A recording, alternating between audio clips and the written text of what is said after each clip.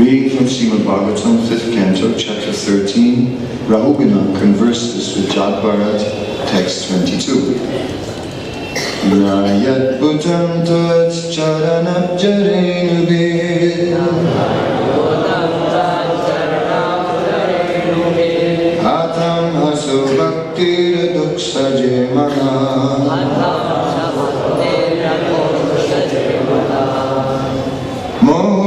Katyasya samagamachchame Dustargamulo patu vivekaha Nayat bhutam tvats charanabjarenubhe Atam haso bhaktir duksaje mana Mahurti katyasya samagamachchame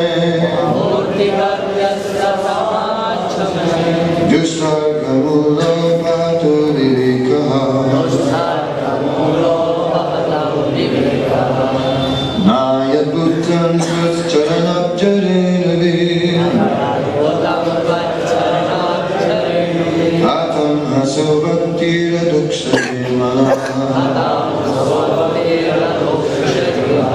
Mahurtikadyasya samagamaschane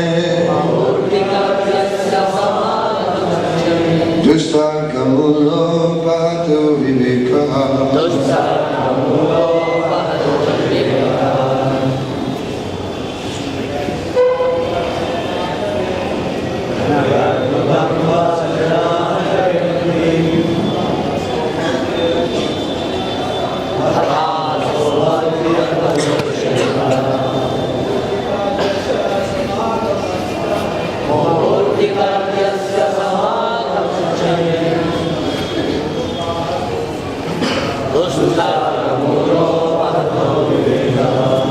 Adbhutam Pacharnabcharenuve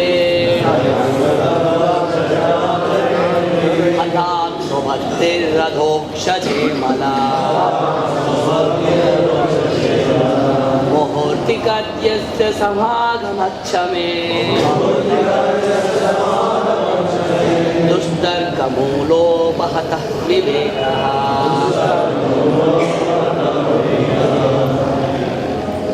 Ladies,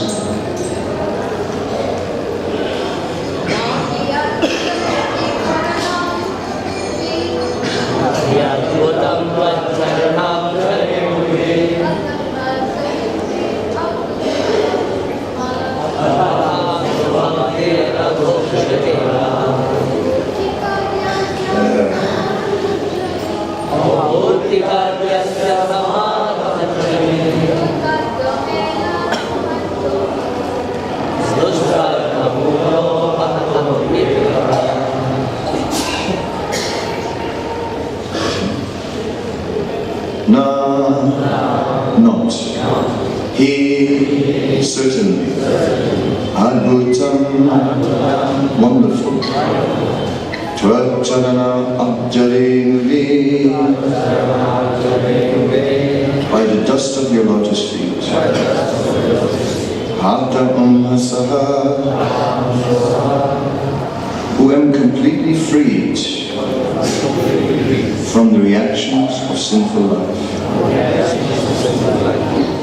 Bhakti, love and devotion. Adoksaje, unto the Supreme Personality of Godhead, who is beyond the capture of experimental knowledge. Amala, completely freed from all material contamination. Murtika, momentary. Yasya, of whom. Samagama, by the visit and association. Cha, also. Me, mine. Dustaka, of false arguments. Mulaha, the root. Apahata, completely vanquished. Avivekaha, not discrimination. Translation. It is not at all wonderful that simply by being covered by the dust of your lotus feet, one immediately attains the platform of pure devotional service to Adoksaja, which is not available even to great demigods like Brahma. By associating with you, just for a moment, I am now freed from all argument, false prestige, and lack of discrimination, which are the roots of entanglement in the material world. Now I am free from all these problems. Purport.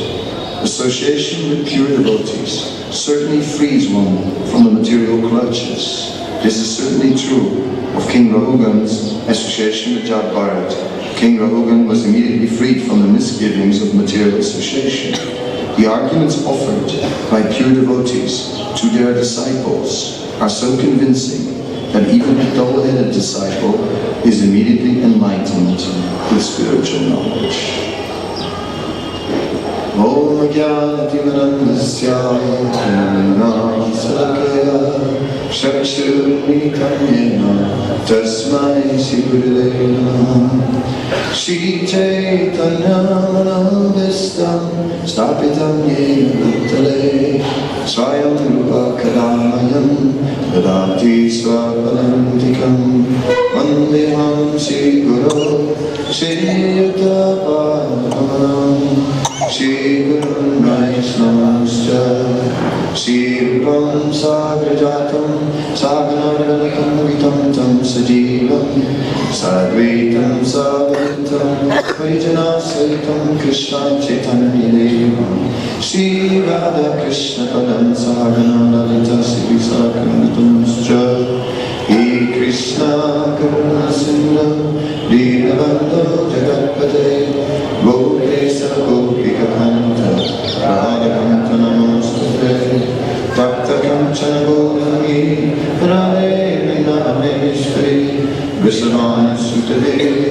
Pranamani Namaste Vanchakalpatarubhyacha Kripasandhubhyacha Patitanam Pavanenu Vaishnavibhyo Namo Shri Krishna Chaitanya Prabhu Nityananda Shri Advaita Gadadhar Shri Vasadi Gaura Bhakta-vrinda Hare Krishna Krishna Krishna Hare Hare Hare Rama Rama Rama Hare Hare.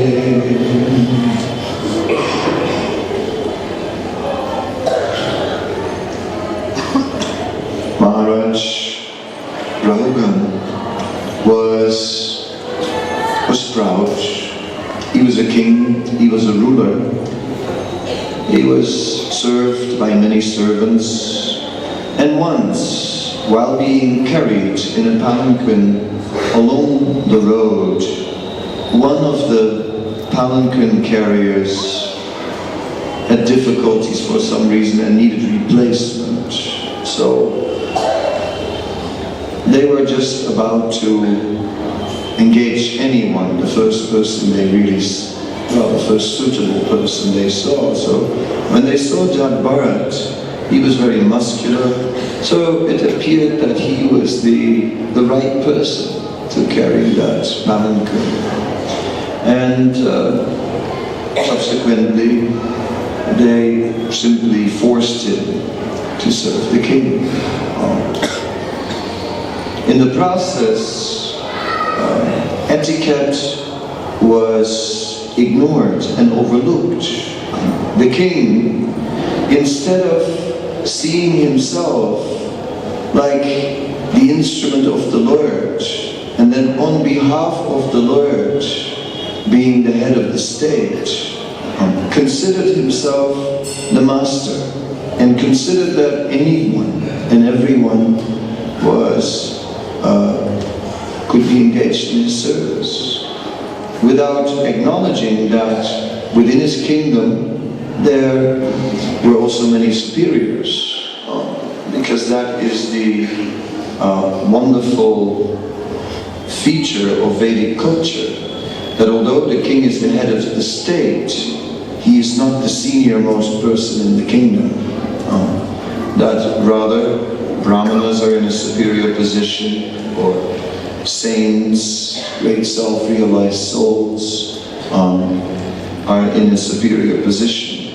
And spiritual personalities are to be respected by the kingdom.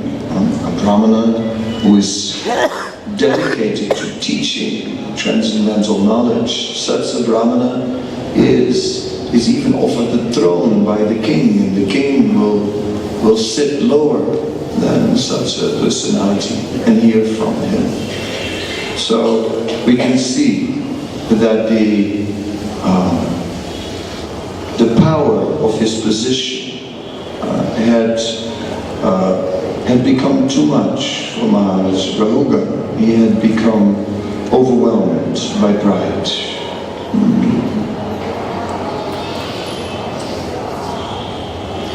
In the past, I was involved in the construction of Srila Prabhupada's Samadhi Mandir in Mayapur.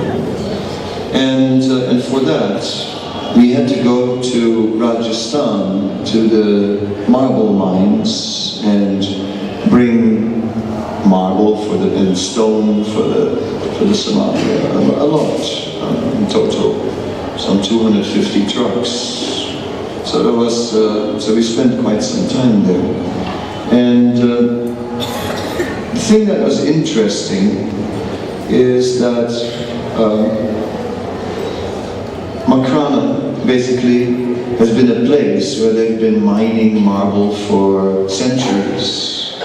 And in the past, the marble was taken for temples and maybe for palaces of kings. But now the times has changed. Everyone has marble in his bathroom. Everyone has marble everywhere. And everyone in Makrana, traditionally, there was a king, and he had a palace, and we actually stayed in the king's palace. The only thing was that the king's palace was no longer the biggest building in Makrana. There were many other buildings that were much bigger. People had bigger palaces than the king, because that is the time. Everyone has a palace. Everyone lives like a king. That is the modern standard of life. In the morning, we wake up, we have breakfast, and what shall we have? Shall we just have some local fruits or something imported, maybe? Or I mean, what would we like? I mean, anything is available to us these days. Our chariot with so much horsepower, previously chariots pulled by horses, now our chariot stands in front of the door. Everyone has one. So the common standard has become a royal standard of life, and that's the glory of modern times. And then you look at Makrana, and it's like previously there were some mines. Now it's destroyed, it's devastated. The marble is running out. They're blasting every day, everywhere. You always have to wait. You can't pass because they're blasting. Previously they were digging. They were digging some marble out of the mines. Now blasting. Now whole mountains blow them up and slice and dice and sell for good money. So in this way, we see that Maharaj Rahugana is in a way a prototype for us. It's not only that we are looking here at a king who became proud because of his acquisitions, but rather we're looking at ourselves and considering how proud we are because of our acquisitions. Sarvopadi vinir muktam tatparatve nirmanam risikena risikesa sevanam bhakti uchate. So the pure devotees, they are risikesa risikena sevanam bhakti uchate. They are interested in pleasing the senses of Krishna. And therefore they are sarvopadi vinir muktam. They are free from all identification with material designation. They don't care about these material things, just like Kunti Devi was explaining. Janma isvaya sujasiddhi eidamam madapumam navaiti abhidatum vaya tam akinchana gochamari. She is saying one must be materially exhausted. No more pride in the position of one's birth, or one's wealth, or one's learning, or one's beauty, all these things. So that is challenging. It is very challenging to overcome these tendencies to take pride in these things. On Srila Prabhupada's disappearance day, I was allowed to speak for a few minutes, and that was special mercy because I'm a junior person, but anyhow. But that was the point on my mind, that Srila Prabhupada was the most challenging personality that the world has ever seen. Right? No one ever challenged the world more than he did. He challenged in all kinds of ways. First of all, he challenged just by his presence, just by being who he was, by being such an unalloyed pure devotee, so totally selfless, by being ready to do anything and everything for spreading Krishna consciousness to a point that is just mind-blowing. Then by his teachings, completely uncompromised. 4 regulated principles, 16 rounds minimum. So challenging for us every day, again challenging to every moment of our life we are challenged, and in that challenge we know very well that we're falling short. In that challenge we know very well that maybe externally we are his follower, but internally, how much are we truly? To an extent, we want a comfortable position, and we want some recognition. We want all these things, some Janma, some Aishvarya, some Sutta, some Shribhya, some recognition for who we are, for what we have, for what we know, and and we consider ourselves very handsome, aristocratic, and beautiful, like that. So we're challenged. But when we become dull-headed, then we somehow or other, that challenge it doesn't touch us. We just somehow or other become complacent, and we don't care.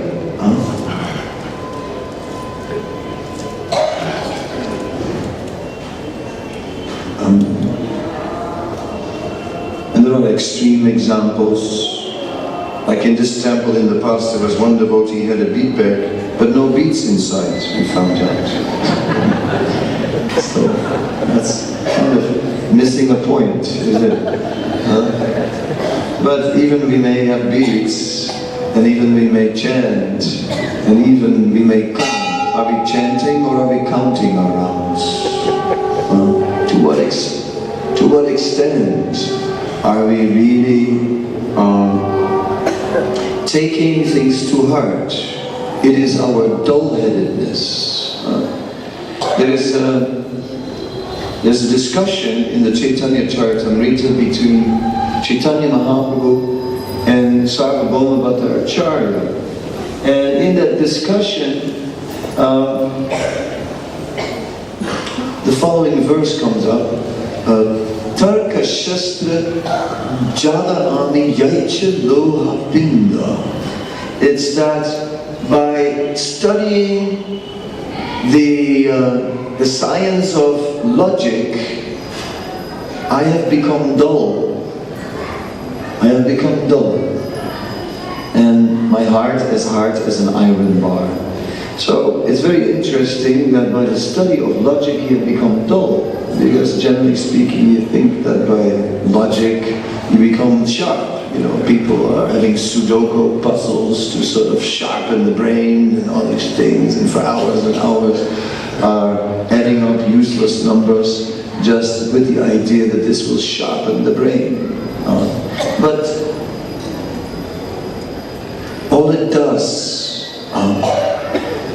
is it makes us dull, because it reinforces our faith in our own material ability, and it diminishes our dependence on Krishna. Because real intelligence means dependence on Krishna. And it begins with acknowledging that we don't have much intelligence. It begins there. That's real intelligence. Real intelligence begins with acknowledging the limitations of our intelligence, and then relying on Krishna for knowledge, and taking shelter of superior persons. And then, with our own intelligence, to the best of our ability, apply it in different situations. And there, we are challenged, greatly challenged, because part of us doesn't want to. There's this inner resistance. Very soon, we encounter our own inner resistance, all of us. Saying like, this I don't want to do. No. And sooner or later, everyone encounters these limitations. So our dull-headedness is due to the mode of ignorance, due to unwillingness, due to our stubbornness. When one is stubbornly not wanting to follow, then that stubbornness creates dullness due to pride.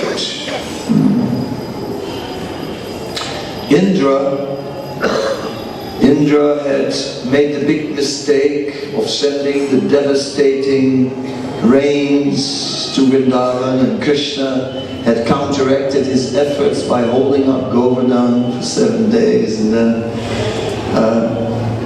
Indra had already come, and Indra, with Surabi, Indra had already begged for forgiveness and all these things. Surabi had already crowned Krishna as the real Indra, and Indra had assisted in that, so that was already quite serious. But then, some days later, Srila Vishwanath Chakravarti Thakur explains, Krishna went to inspect Govardhan Hill to see what damage Indra had actually done, because Indra, besides the rain, had hammered Govardhan with thunderbolts. When Krishna held it up as an umbrella, he even tried to destroy the umbrella. It didn't work. So Krishna wanted to see what damage he had done to Govardhan Hill. And he had done some damage. And then he met Indra. So then Krishna said, Indra, how could you act in this way? You're supposed to be my devotee. I mean, you're a devotee and you want to kill the devotees. I mean, what kind of devotee are you, Indra? How could you act in this way? Then Indra replied and said, I was proud. I had become, proud because of my position. And Krishna said, yes, but Indra, a devotee has to curb pride with intelligence. So you should have with intelligence taken a humble position. And then Indra said, yes, that is true. But I lost my intelligence because I was angry. So again, we see how Indra became covered over. So this dull-headedness is a serious problem. Still it says, the arguments, Srila Prabhupada says, the arguments offered by pure devotees to their disciples are so convincing that even a dull-headed disciple is immediately enlightened with spiritual knowledge. It's a fact. It's difficult in this movement to just go on automatic pilot and to not be confronted with our own shortcomings, because again and again we hear it, we read it, and so on. We are confronted again and again that we should do better than we are doing. That theme returns again and again, and these kind of wake-up calls come many times, again and again. So that's important, and we should ourselves take the medicine. Why wait for someone else to bring it to you? Why wait for someone to bring and say, take your pills? Take them ourselves. In other words, we ourselves have to turn to the pure devotee. the more we do. Nowadays, everything is electronically so widely available. To have some lectures of Prabhupada or anyone, any Vaishnava on our phone is very easy. But to push that button, to turn it on, is very difficult. Very difficult.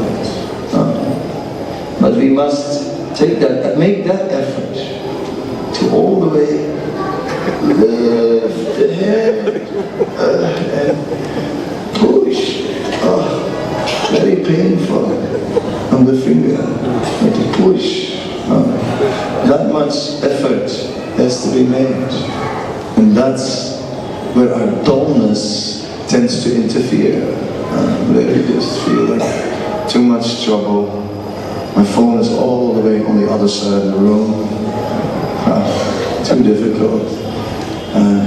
No time, no this, no that. But we need a culture in our life of cultivation of Krishna consciousness. That's what Srila Rupa Goswami explained, Krishna Anushilanam, that we must cultivate Krishna consciousness. Or Krishna says the same in Bhagavad Gita, Abhyasa Yoga Yuktena Chetasannamyagamina. He says this, Abhyas, regular practice, regular cultivation of Krishna consciousness. It doesn't just come by hearing once, too dull. You have to hear it 100 times. If we hear it 1,000 times, then maybe, maybe I should actually also do this, yes. Somehow or other I got this idea that maybe I should follow this. We've heard it about 1,000 times. That's what it takes before we actually are ready to act upon it. So let us hear. Let us hear. Yesterday we were discussing a point that in the beginning we come with a lot of enthusiasm, and then after some time we lose that initial fire and we come in a realm of just struggling with all the high standards of Krishna consciousness, and we kind of don't feel the same inspiration that we had in the very beginning. And then what? Then what we do? Then what to do? At that point, what can we do?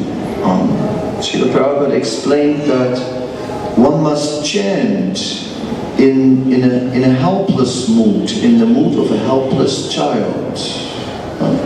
So when we become helpless, when we realize that actually I'm not a great devotee, I'm struggling, it's not easy, it's very challenging, maybe too challenging, then all we have left is to look for mercy. As much mercy as possible, because it's mercy that can change us. On our own strength, we are lacking. We don't have the determination. We do not have the conviction to just really act on the level of pure devotion, even after hearing all the good instructions. So then all that is left for us is look for as much mercy as possible. Because through that mercy, we will change and we will get a desire. And that's it. It's not difficult to be a pure devotee if we would want to be. We don't want to be. Srila Bhaktisiddhanta tells that story of the beggar who comes to the temple, and he was very weak because he didn't get alms. He was hanging on one of the pillars in the temple. One man came, saw this beggar, thought, oh, he looks really bad. Let me give him something. All he had was some puff rice. He says to the beggar, here, takes this. The beggar, while holding the column, says, yeah, okay, put in my hands. So he had the puff rice in his hand, but the column was in the middle. So he could not eat it. He couldn't reach it.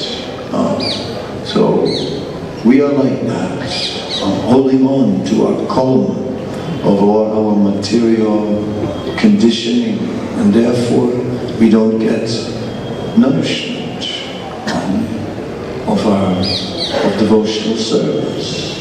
But by mercy, we can go beyond. Therefore, with time, as we are realizing more and more how much we are falling short in being pure devotees, more and more we become eager for mercy. And that mercy is available in so many ways. Available in some service. Oh, can I do this? Yes. Available in hearing from the Vaishnavas. Available in some prasad. Available in so many opportunities. Yes, I'll give. Can I give that donation? Yes, you give. Mercy comes in many forms, and one has to be eager to look for it, to take it, and to look for opportunities. Just like in the Chaitanya Charitamrita, the famous story of the Gundicha Marjana, the cleansing of the Gundicha temple, and everyone is competing, and everyone is cleansing, and some did very well, others a little less, and Lord Chaitanya would chastise them. But there was this one Brahmana, he suddenly saw the lotus feet of Sri Chaitanya Mahaprabhu in front of him, and he had a pot of water which was meant to wash the temple, and instead he washed the lotus feet of Chaitanya Mahaprabhu and drank that water. Lord Chaitanya complained. He said to Swarup Damodar, he said, look what your Bengali Vaishnava has done. So it's like Swarup Damodar being the senior most of the Bengali devotees. Your Bengali Vaishnava. So Swarup Damodar took him and threw him out of the temple, but he danced the whole way because he drank the water from Mahaprabhu's feet. Yes. But no one else saw, so we have to be awake to see the opportunities, ample opportunities here and everywhere in the world created by Srila Prabhupada. Let us take advantage. Prabhupada's desires were not a secret. One thing, very challenging desires, Prabhupada said, his problem was he can't think small. He said he has one problem, he can't think small. And that's why I'm noticing. So there's a big temple being built in Mayapur. Have we already given something? They're short of money to finish it. So lots of people, if everyone will just say, not just a little, something. We managed to save the money to come here, right? So can we save the same amount somehow or other and give? It would be nice. There's mercy there. At the end of life, when we're on our deathbed, and it counts. Oh, you gave. Oh, yes. Those things are important at the end. See? So we should not miss out to fulfill this desire and so many other desires to be fulfilled. So mercy is there, but we are dull, we are thinking small, we're thinking, oh, so much money, I'm struggling so much, how can I do? But we can do. We can do. So let's do something that we can do to get as much mercy as possible, because then we can actually break through our own limitations. You know, Ravindra Swarup, he has, in many lectures, he always tells the story about Pogo, right? And Pogo is a cartoon hero. One of the early cartoons in America was Pogo. He is a bear, Pogo. And Pogo, one time, he goes looking, and then Pogo says, I've met the enemy. I have met the enemy. And he is us. So that's a fact. The enemy is us. We are our own enemy. Everything is there, being spoon-fed. I was reading a quote this morning, and the quote said, Prabhupada said, I've given you the framework. Now, all you have to do is decorate it. Actually, I gave you all the decorations as well. All you have to do is hang it. So it's easy. It's easy. It's all there. Temples are there, everywhere. We are big traveling preachers, but wherever we go, you know, the temple is already there. And if you time it wrong, you can just arrive at lunchtime. It's very comfortable, actually. I usually arrive at lunchtime by accident, just to make sure. So like that,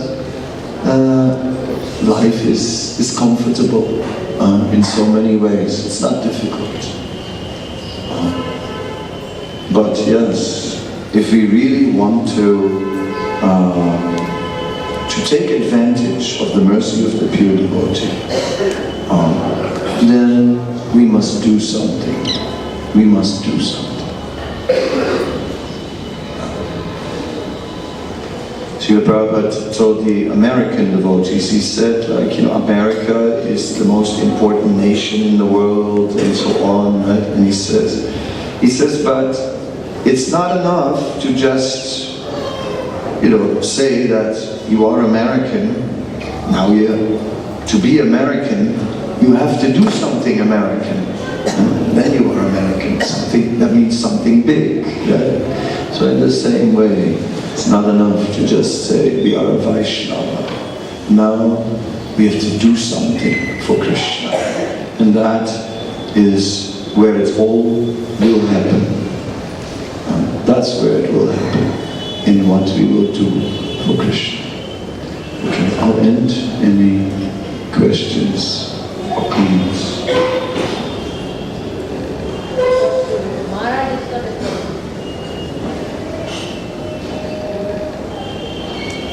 Some microphone is coming. Krishna, Krishna. Jai, Jai.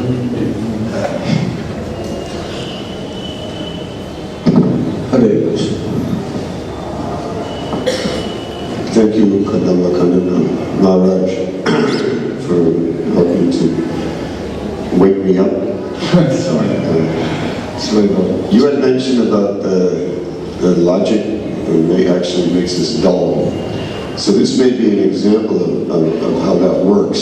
Because I'm trying to be logical, and I'm having a little difficulty because it seems like a circular kind of reasoning, in the sense that you're saying that we all run into apparent limitations, and we have to break through these. We have to extend ourselves in order to get the mercy. We said if we get the mercy, then we'll be able to go beyond our limitations. So it sounds like in order to go beyond our limitations, we have to go beyond our limitations. So,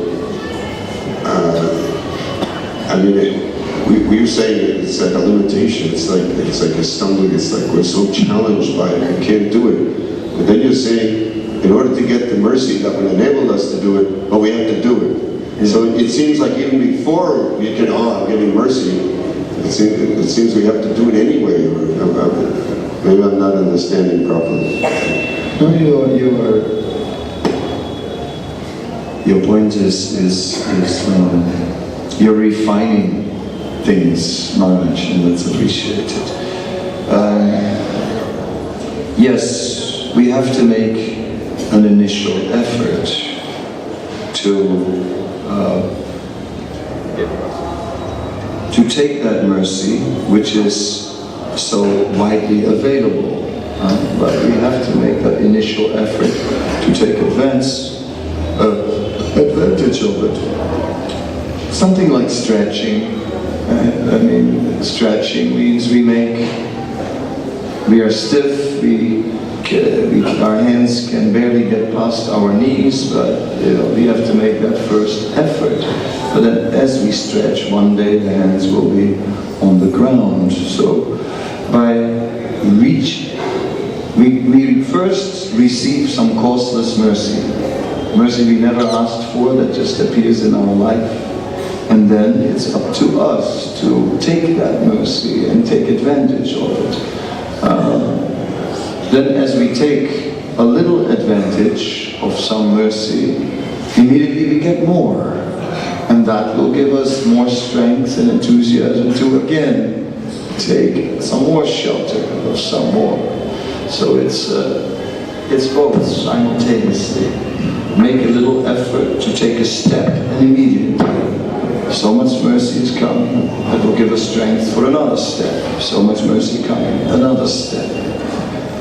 And in this way, we will have to progress. There's a combination of both the personal effort and that mercy.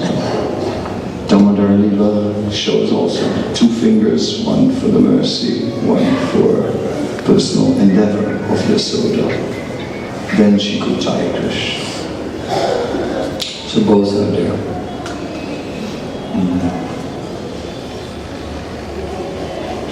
But thank you for the point, and please, if you say it.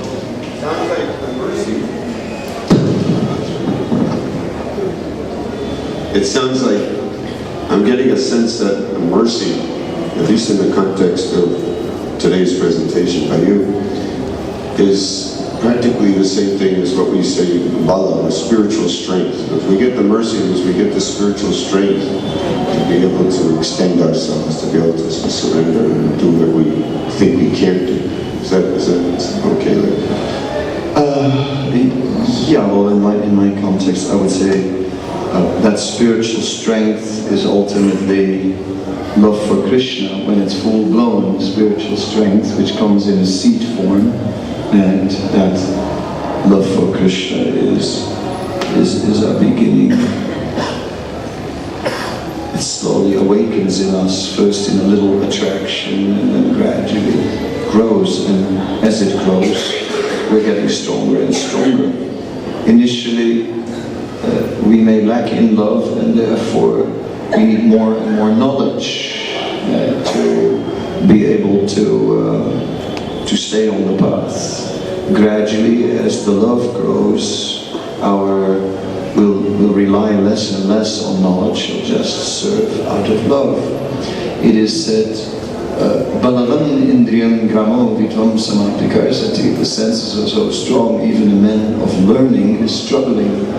So, spiritual strength may consist of both knowledge, and knowledge is not just intellectual but also acting in knowledge, like a regular sadhana means acting in knowledge. Eating certain things is acting in knowledge. So we do a lot based on knowledge, and some weakness is still there as long as we're just acting on knowledge. So then gradually, by service and mercy, our love awakens, and the more it awakens, the stronger we become. So, anyway, that's my view on spiritual strength. Hope that's okay. Anyone else? Kavichana Raj?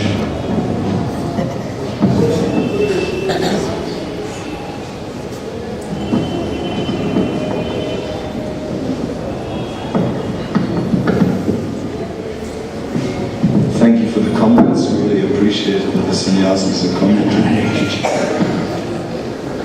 Vishnu Johnson asked Prabhupada, why are you giving me so much mercy? And Prabhupada said, I'm giving the same mercy to everyone that you're taking it. That seemed to be the trick, to take it. Unlimited, but we think I can't do this. You want to explain it? I don't know. Why don't you explain it? You explain it better. Yeah, anyway, that's the thing. we are our own enemy, and the mind is your worst enemy because we think, I can't do this, I can't do that, I'm not qualified. But if we think Krishna is unlimited and I'll just try to serve him and he'll do everything, that would be wonderful. Then there's no limit. Yeah, that's what I At meant. least for me, that's what I'm not doing. Yeah. You see, some people are doing that. Well, that's why I spoke about Prabhupada being so challenging, right? Challenging us, challenging everyone in all kinds of ways, and how we always are challenged every day again. Unless we're aware of that, how we're ever gonna muster up the determination to rise to the occasion. I saw someone, yes.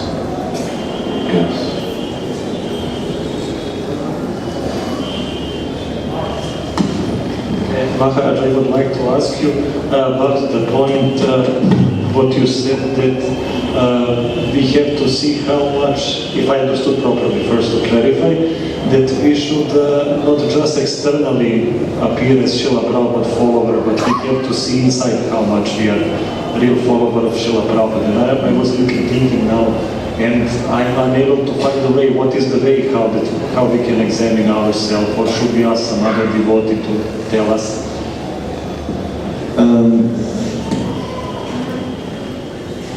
Like when it comes to introspection, some people get a lot into introspection and in soul searching and in searching for anarthas and so on. And whatever value that has, I wasn't really referring to that. I was more referring to the obvious. The obvious, like I didn't chant 64 rounds this Kartik every day. It would have been nice if I would have. I'm a sannyasi. It would have been nice. I found some excuse for myself not to do it. But if I would have done it, I probably would have gotten more out of Kartik than I got out of it now. So there are obvious things that are sort of obvious to us. So why don't we just concentrate on the obvious things, and then the more subtle things, all right, that will become obvious later. This is still the obvious things now, and then more things. After that, more things will become obvious to us. That's what I think.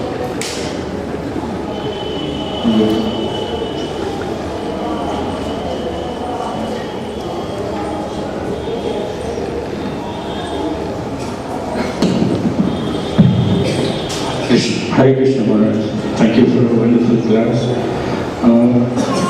Maharaj, this question is more on preaching applications. You had mentioned about taking the position. These materialistic times, it's very difficult to, you need to know when to time, this humble position aspect when you're preaching to the materialists, because otherwise they tend to just throw you out. Oh, I see. Could you shed some light on when we should actually start talking about the humble position and things like that? It depends what our concept of humility is. I saw once a movie clip of a man who went for a job, and the job interviewer was sitting behind a screen, and he couldn't see him. And then the man who came for the job, he had a cap on, and he took his cap in his hand, and then the interviewer said, "Name?"